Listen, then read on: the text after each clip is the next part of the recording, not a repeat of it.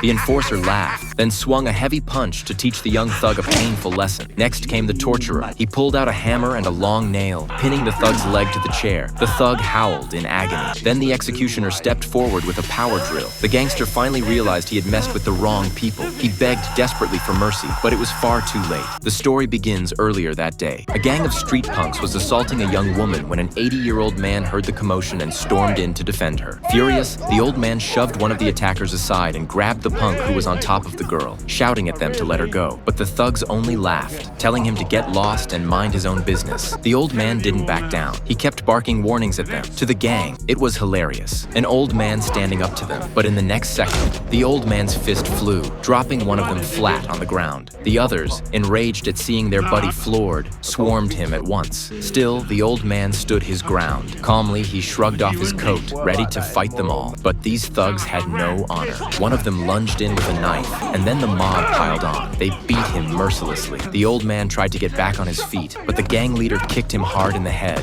then kept stomping until the man stopped breathing. Only then did the punks leave, satisfied. What they didn't know was that the man they had just killed wasn't just some old man. He was once the most feared mob boss in the city, and his younger brother, Ricky, had been the crime king of London in his day. Following the trail, Ricky found the girl who had been attacked. From her, he learned which gang was responsible, who their leader was, Aaron, and where his crew usually hung out. Ricky wasted no time. He called in his old crew, the torturer, Mark, gifted at reading lies and with 9 different ways to make a man beg for death. The enforcer, Jerry, unpredictable, ruthless, feared by all. The butcher, David, an expert in human anatomy, able to carve a body apart in 10 minutes flat. 4 old men, 4 killers, hardened and merciless. After laying his brother to rest, Ricky and his crew sat down, made their plan, and began their brutal road to vengeance.